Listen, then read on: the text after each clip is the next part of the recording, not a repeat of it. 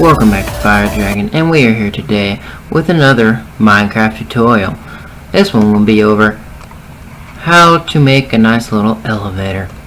This elevator is equipped with a manual mode in which you run through and it does that.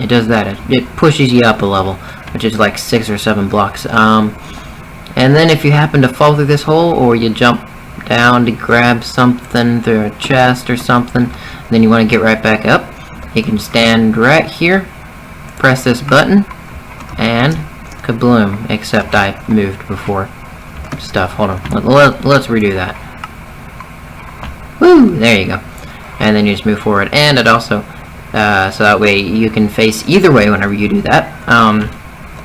You either just, like whenever you're down here, you have to come back down to grab that, by the way. But anyway, whenever you're down here and you press the button, and only when you press the button, a block extends, so that way you can also walk forward on to that, like you see there. And so that way you could either do it from that way, or you can do it from the other way. So I will show you here. Oh, sometimes the thing doesn't get on the pressure plate because dispensers are weird, but you know. What the? Did I just automatically pick that up? Just threw it towards me? Okay, there we go. Yeah. So anyway, you can jump to either side or to those sides.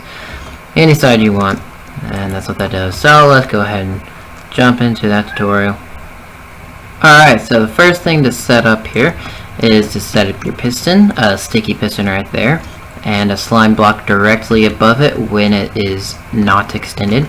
And put yourself an obsidian ring, or if you're into that kind of design, you can put down furnaces, or whatever other block that I'm not thinking of that slime blocks cannot move. Although, if you want to, you can have it to where the slime block moves the whole platform, or well, it actually will only move those 5 blocks there, but it really doesn't look that good, and I don't know how well it works, because you're running forward, and then you take the platform with you going up. You might stop on that by accident or something. I don't know what's going to happen. I don't do it that way, so I don't know exactly what happens. But I would suggest doing it this way, putting obsidian around it.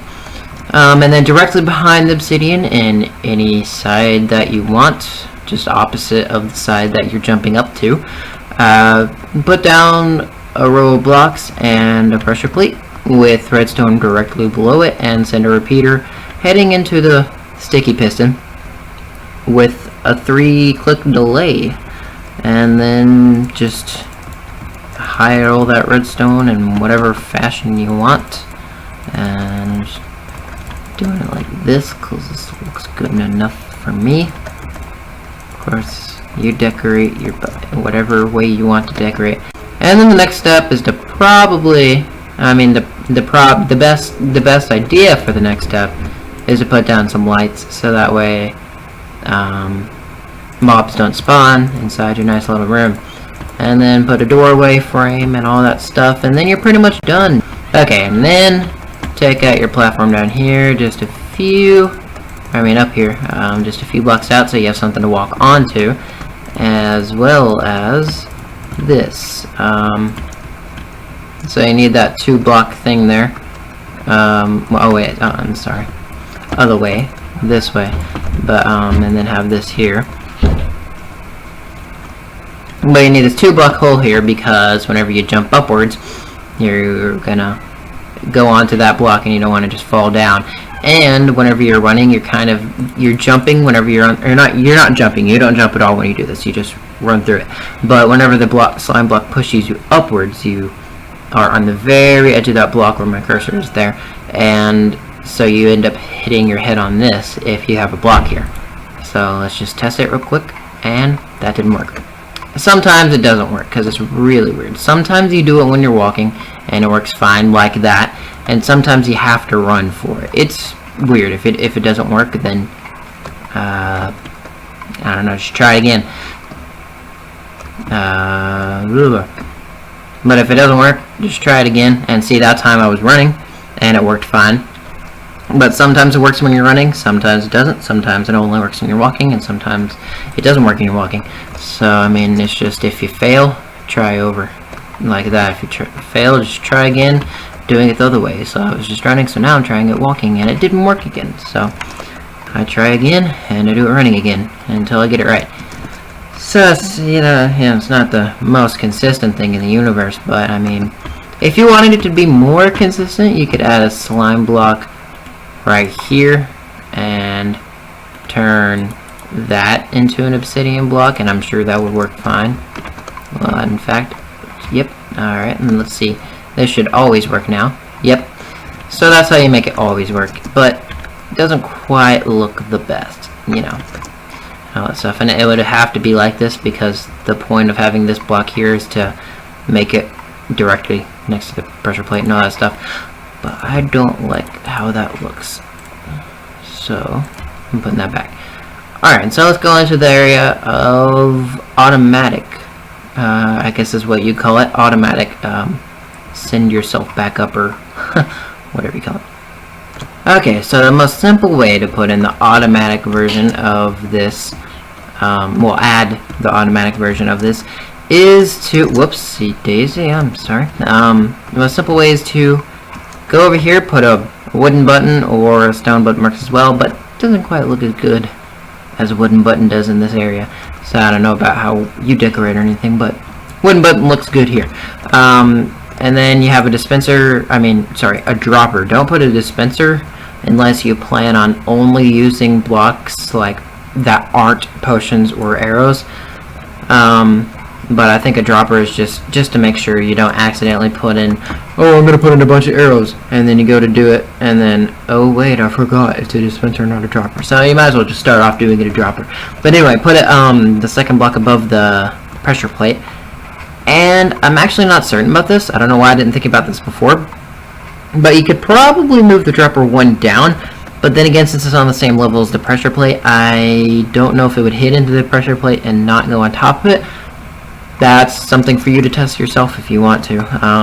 But anyway, take the area for where the button is. That's where the back of that is where the button is. Or this is the back of the button. Have your redstone leading out and down one right before it leads to the dropper, and then lead it into the dropper so that way it shoots out on the dropper, and take it down some, and you can have a repeater here going directly into the redstone, which is under the pressure plate, and that kind of just guarantees that whenever you step on the pressure plate every time, unlike I have over here, it's not going to trigger the dropper or dispenser, whatever you're using. So that way the redstone signal doesn't come back and trigger the dropper whenever you're just stepping over the pressure plate. But it does activate whenever you press the button. And then a second later it activates the piston from here. Except you have to actually be sitting in the center of this so you don't hit any blocks. Yeah. And so now I'm going to show you how to do the extendy piston thingy right over here. So that way you can, if you're standing on this block and you want to do stuff to walk over to that side whenever you're on it instead of just walking over to this side, and it's like actually kind of harder to press the button, make sure it worked, and then go over. See, like I didn't even make it right there. Then again, you could just push the button and go straight ahead, and it works fine, but that's not the point. So you can have the piston be pushed out and have it pushed out for an extended amount of time, enough for you to get on it and walk off. And that's what we're going to do right now. Alright, so I kind of realized how stupid I am. That area with that leads down to the dropper, only have it lead to the dropper, and that's it, because whenever it drops something on top of the pressure plate, then it activates the sticky piston, and that's the point of it. So it doesn't need to also lead down to the area where the sticky piston is. So just, you see those 3 redstone blocks right there below my cursor, and just take it over one and don't take it down any, and just have it go directly into the dropper. So that way, if you want to know why, or if you don't understand why, sorry, is so that way it can just shoot out the item, it'll drop on top of the pressure plate, and that gives you a tiny little bit of delay, or a tiny little extra delay. If you were going to if you don't care about the dropper part of it, you can just remove the dropper and have the redstone go down to the thing, and from the button to the actual pressure plate area.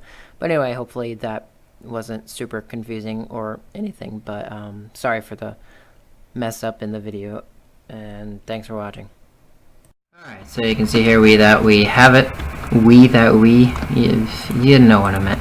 You can see here that we do have this working. You press the button. Whoopsie daisy. I didn't mean to do that. Gotta stand directly in the center of it if you're gonna do it like this. Press the button, boom, you fly up, and there's plenty of time for you to walk off of it. So, yeah.